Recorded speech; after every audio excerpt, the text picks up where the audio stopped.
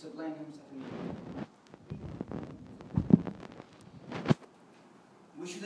Parents shouldn't look at their child as a flower in their tree. They should look at him as independent planets. They should cut the leaves and give it water, to give it a chance to grow up itself and rely on itself. How we deal with our children? What are the ways that we use to raise and teach our children? There are 3 ways. The first 2 ways are the wrong ways, and the last way is the right way, and the best. The first way is the overkill credent person, that when parents help their child too much because of their love to him and because they worry about him, like doing their homework for him, and cleaning the bed, the room, choosing his clothes, his friends. So that child is overkill credent person. And that means 3 disaster effects. The first effect, that child will be a credent person all his life. You see, that person cannot do anything by himself. That person cannot take any decision by himself. They always need someone to stand with them and help them. The second effect, that person cannot rely on himself. He always feel like he can't do anything. The third effect, that person won't accept anyone to teach him the right from the wrong, because he was in the way that he never done anything by himself. The second way is the overkill independent person. That when a child lives in a family that told him to do anything and didn't care about anything else. And when the child did something wrong, they just say, it's fine, he will be good in the future, he will learn, he's still young, he will be fine, he'll be a good man. And they didn't give him any attention. And that bad.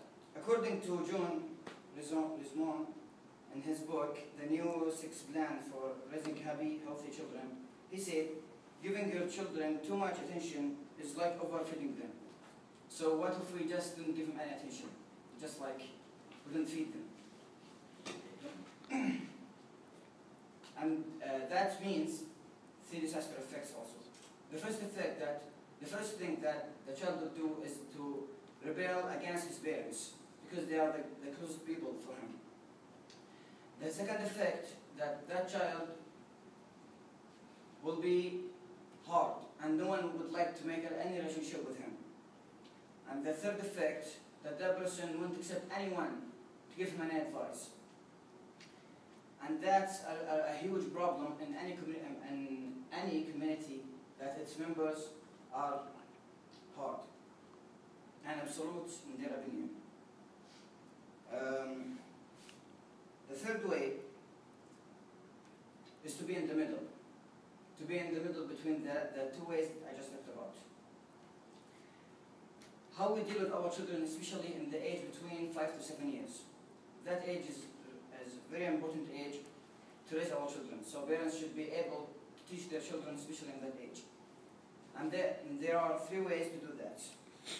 The first way is to dialogue. Parents should dialogue and talk to their children to give them the ability to talk to others and be able to talk to anyone. Some parents, when you tell them that, they say, do you really want me to dialogue with this child?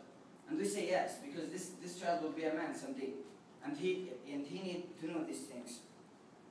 The second way is to share your decision with them. Parents shouldn't do all the things by themselves. They should give some missions and things to child to do. For example, if they were doing unification, they should ask the child, where do you want to go? What do you want to eat? What's your plans after eating? Where do you want to go? That way, parents encourage their child to think about what he did and what he's doing and what he's gonna do. The third way is to give that child a chance. We all need chances, and parents really should give their child a chance. And it's fine if they did wrong, but we have to tell them the right thing.